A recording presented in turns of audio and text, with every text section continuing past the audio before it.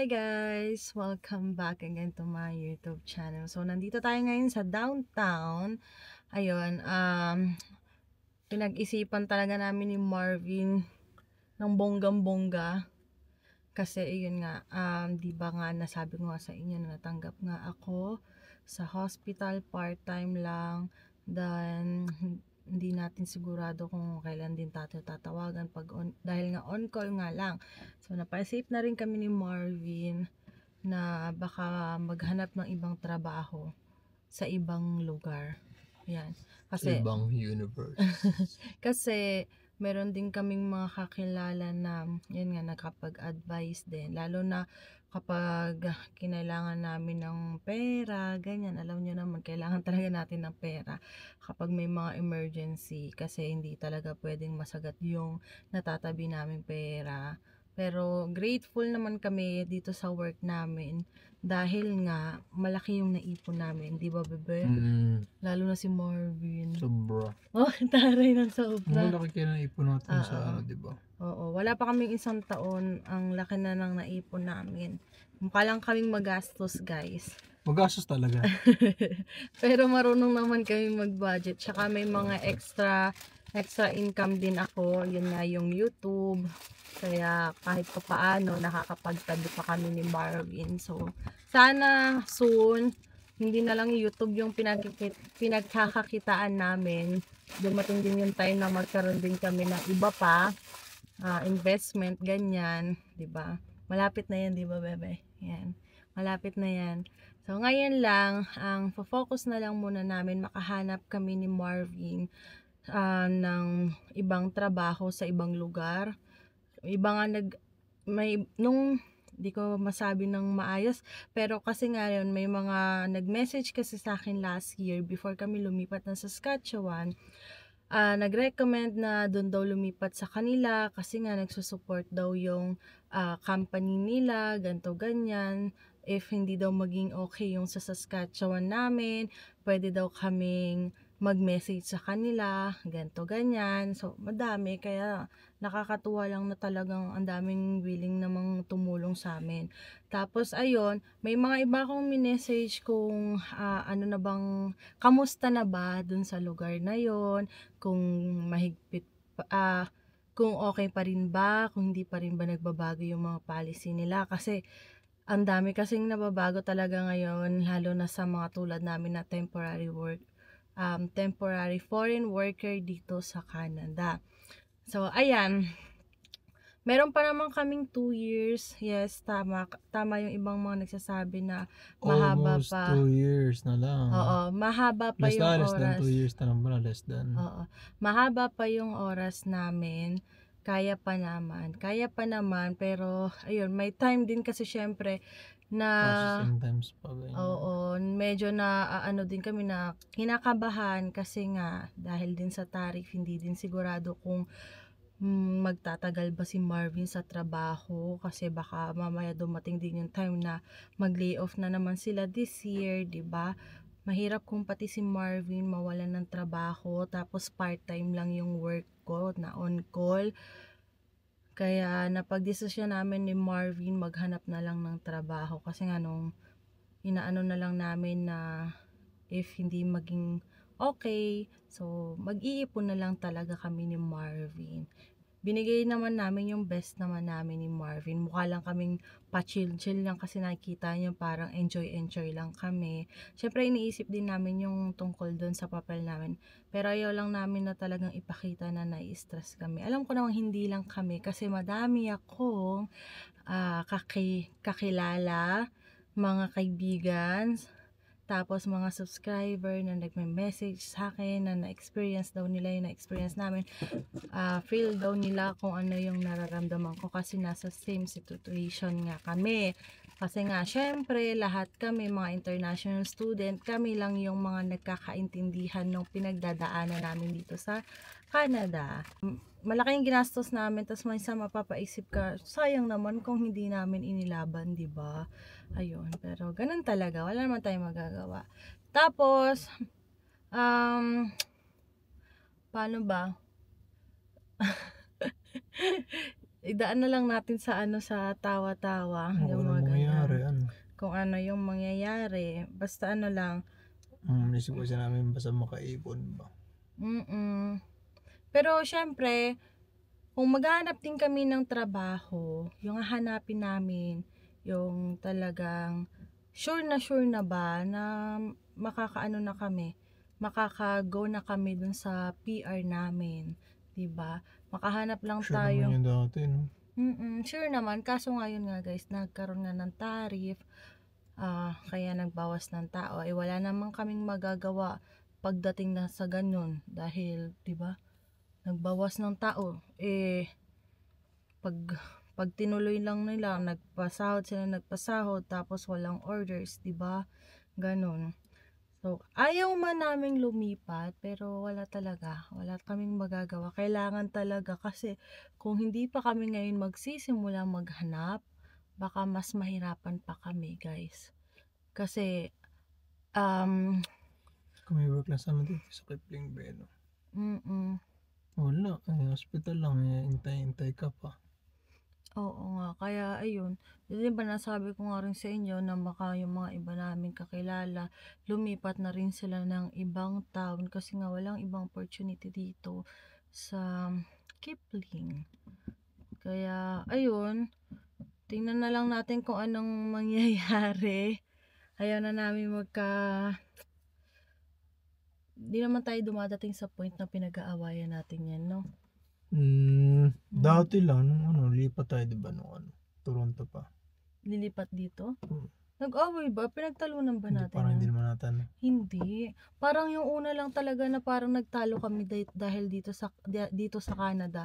Nang dahil dun sa hindi ako makakuha ng full Una pa yun time. eh. Oo, bago pa lang. Pero Ikaw kasi yung ng healthcare, no? oo, noon pa lang kasi hindi nga ako makakuha ng full time pa, puro part time. Tapos hindi nga kami nakaipon ng pang tuition ni Marvin. Kaya wala kaming nagawa kundi gamitin talaga yung pera nila Mama Aida noon na dapat balak natin hindi talaga gagalawin, di ba, bebe? Yun. Tapos ayun, nung lumipat naman kami ng Saskatchewan, wala naman kaming pinagtalunan ni Marvin kasi pinag-usapan naman namin yan ni Marvin kung ano ba, sigurado ba, kasi ayaw talaga namin din lumipat. Syempre nakapagsimula na kami sa Toronto, madami na kaming mga naging kaibigan, di ba, na parang pamilya na namin. Kaso kung okay nga yung sahod namin doon, tapos nandun yung makakilala namin, tapos hindi nga rin kami magiging PR kasi wala talaga pag-asa sa work ni Marvin. Tapos ayun, may sa work mo sa Toronto, wala talaga, di ba? Ayan. Dito sa Saskatchewan meron, pero sa Toronto wala. Ang dami nga din mga kaklase ni Marvin hanggang ngayon. Wala pa rin balita dun sa papel nila, hindi pa rin sila nasusupport. Tapos yun nga, may ibang mga nagme-message sa akin na yung mga sa draw nga daw, hindi pa sila ma-draw, yung experience nila mahaba na. Tapos may ibang mga nagme-message kung kamusta raw kami dito, kung pwede pa daw silang lumipat, kung naging okay daw ba yung Saskatchewan. Ayun, yung iba na may message ko na ganto ganyan yung nangyayari talaga sa amin. Lalo na nung dumating kami last year, medyo okay pa ng konti, November, no? Medyo okay pa, tapos nung parang dumating na sa mga April nitong taon, diyan na dumating yung mga bagong announcement dito sa Saskatchewan pagdating nga dun sa JAL.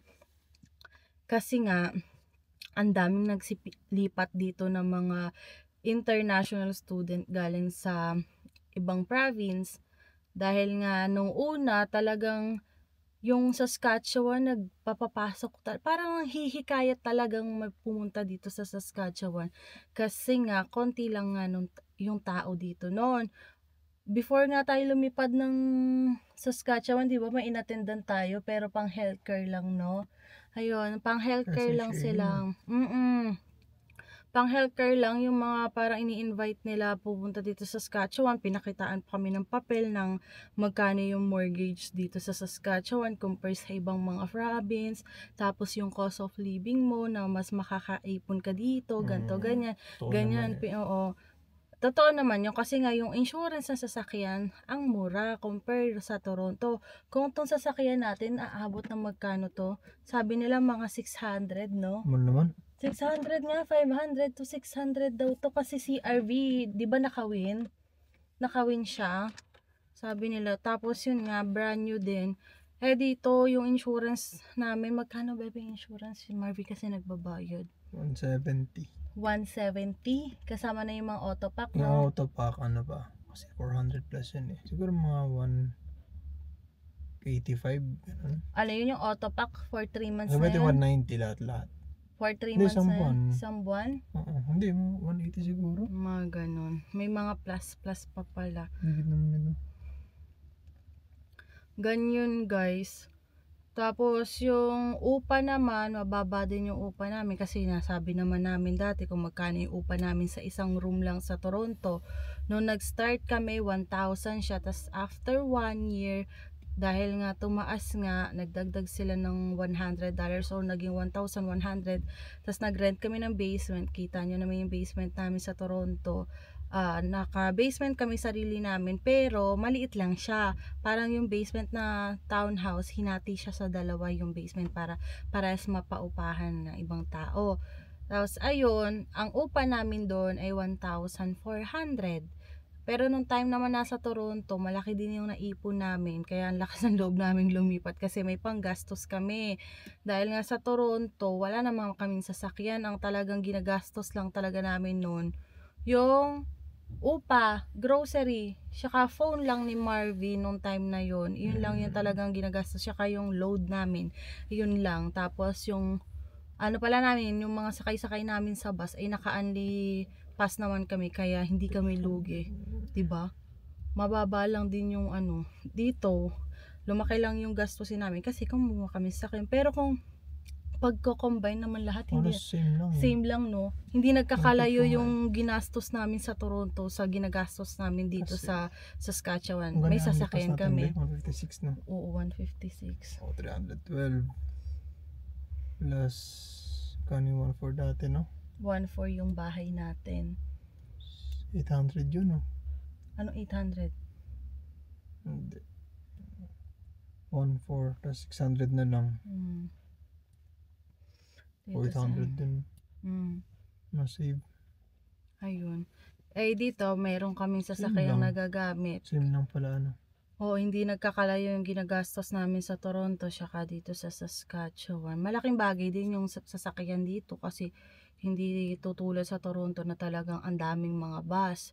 Eh dito yung mga bus sa Regina talagang pumapasok siya sa mga looban. Eh dito naman sa lugar namin, talagang walang bus kasi sobrang liit lang ng town namin. Kaya mo ang lakatin papunta lang sa trabaho, yung sa grocery. Malamig na, ano? Malamig nga lang pag winter, ganyan. Kasi dito sa Saskatchewan, mataas mag-snow compare sa Toronto na mababa lang tapos mabilis matunaw yung snow. So, ayun. Ano pa ba ang ating ano? Tapos dito sa Saskatchewan, napansin nyo naman talagang nag-enjoy din kami dahil nga nakapag-camping kami ni Marvy, nakakapag long drive kami dito sa Saskatchewan, nakapunta kami ng Alberta, ayan. Yung Alberta naman namin guys, ano pa lang talaga, spring, parang pa winter pa lang nang pinag-uusapan na namin yung Alberta ngayon eh. Ng mga kasama namin sa trabaho hanggang sa ayun, natuloy na nga yung Alberta namin.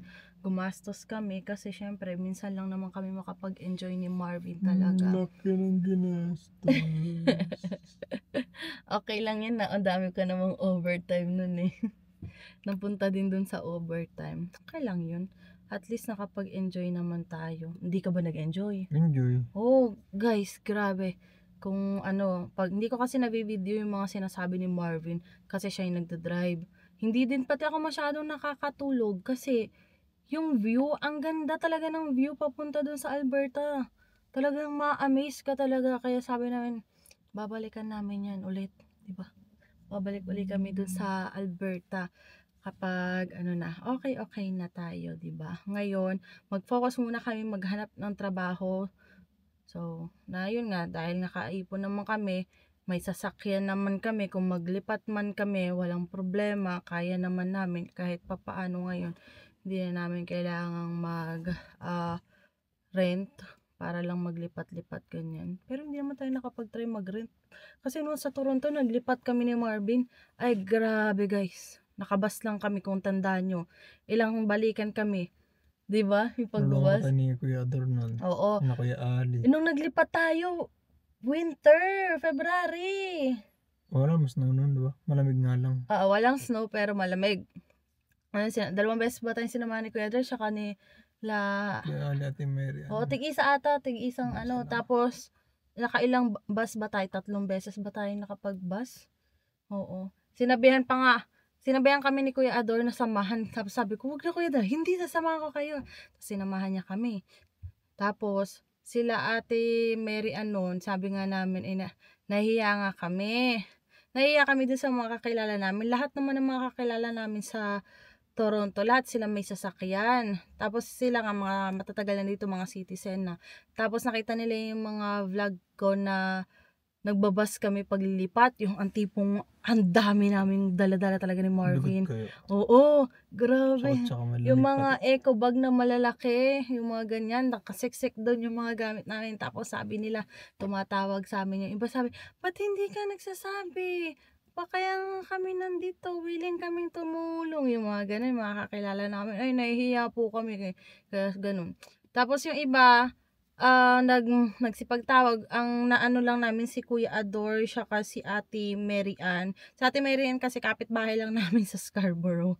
Kaya parang ilang bahay lang siya. Kaya sabi, edi si Ate Mary Ann na lang yung inano namin para yung iba namin kakilala, hindi na namin maistorbo kasi medyo malayo sila sa amin. Tapos si Kuya Ador, malapit lang din sa amin, di ba? Malapit lang din si Kuya Ador. Ayan. So, ayan. Wala naman kaming pinagsisisihan na lumipat kami dito sa Saskatchewan kasi madami kaming nakilala na mga kaibigan. Yan, sila Ate Mary, sila Sophia, diba? Nagkaroon kami ng mga kaibigan. Si Ate Maan, matagal ko na siyang kilala pero never kami nagkita sa Toronto. Dito lang talaga sa Saskatchewan kami nagkita, guys. Nauna pang makita ni Marvin sila Ate Maan kaysa sa akin, no? Nagkaroon kami ng pamilya sa Saskatchewan. Tapos, ayun, ang nakakalungkot lang kasi syempre, lumayo kami. Nagpunta kami ng Kipling. So, bihira lang kami pumunta ng Regina. Pag may mga ganap-ganap, pag nag-iimbita sila, pumupunta talaga kami ni Marvin. Kasi wala naman kaming ginagawa pag weekend talaga. Friday, Sabado at Linggo, nasa bahay lang talaga kami. Lalabas lang kami para pumunta sa grocery para mag-co-op, mag-grocery, or magsisimba kami ni Marvin. Yun lang. Tapos may kainan naman dito sa Kipling, pero ang nakakainan pa lang namin ni Marvin yung China Liang. Lagi ko nang gustong kumain ng chow mein noodle, saka yung wonton soup. Lagi ko na siyang hinahanap. Parang linggo-linggo na lang bebe. Lagi kaming pag uuwi kami. Parang tuwing Thursday ata yun eh. Parang fix na Thursday. Bigla akong magyayaya. Pag last day namin gugutom ako. Pagkalabas namin sa work, anong gusto mong kainin? Chow mein noodles, sabi ni Marvin. O sige, tara. Nagugutom din ako, kain din tayo. Kain din ako. Ay mga time na ganun, syempre medyo nag-iisip-isip na nga kami kung ano na nga mangyayari dahil nga may mga naririnig na nga kami mga chismis. So ngayon may naririnig pa rin kami mga chismis, pero syempre kahit maging positive ka, pero kung ganun ang mangyayari, wala ka talagang magagawa. Lalo na na-experience mo na. Dati may mga chismis-chismis. Sinabi nilang hindi totoo, tapos biglang ganun. Totoo naman pala. Kaya ngayon parang naano kami ni Marvin, kinakabahan. Kaya ngayon ay maghahanap-hanap na rin kami ng ibang trabaho. Yan. So, dito na lang guys. Magpapaalam na kami. Don't forget to like and subscribe sa YouTube channel ko. Madami pa tayong kaganapang mangyayari, 'di ba? Malay nyo, may magandang mangyari bago matapos yung taon para sa amin ni Marvin. Ano lang muna tayo, i-relax natin yung sarili natin. So, ayun lang. Bye guys!